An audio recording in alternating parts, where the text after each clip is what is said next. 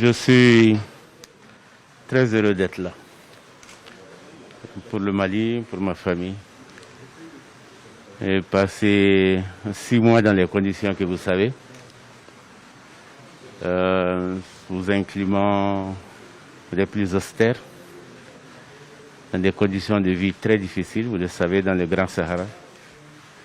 Dans un isolement qui est quasi permanent dans cette zone.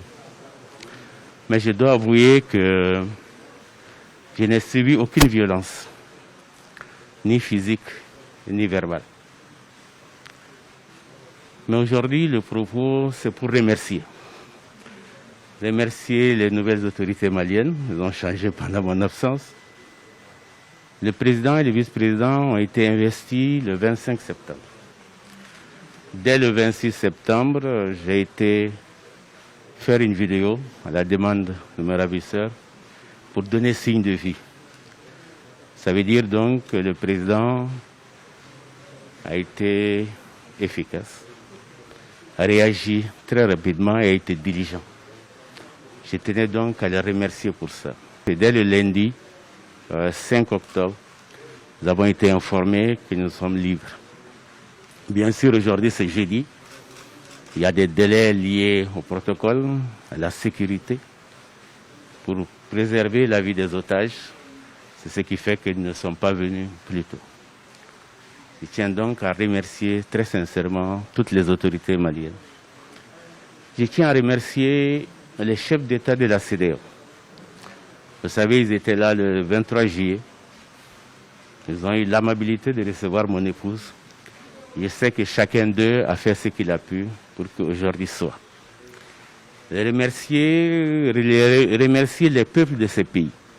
Parce que je sais qu'il y a un élan de solidarité qui s'est manifesté dans tous les pays de l'UEMOA, en Afrique centrale, en Afrique australe, même au-delà. Je tiens donc à les remercier tous pour cela. Je tiens à remercier le corps diplomatique.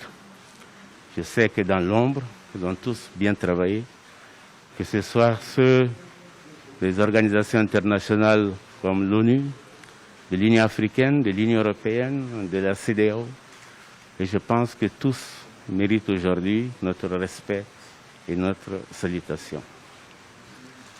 Je tiens à remercier ceux qui ont permis, par leur action quotidienne depuis 6 mois, c'est-à-dire ce qu'on peut appeler les intermédiaires, l'honorable Agbibi, le colonel Sanogo, qui n'ont pas compté leur temps, qui ont été nous chercher, qui nous ont convoyés, qui nous ont amenés jusqu'ici, grâce aux éléments de l'armée de l'air, occasion de saluer l'armée et de saluer l'armée de l'air elle-même. Je tiens vraiment à les remercier tous. Je tiens à remercier le comité de crise national, présidé par le Premier ministre Ousmane Soufi, le comité de crise de l'IRD, mon parti, mes camarades, qui se sont battus chaque jour.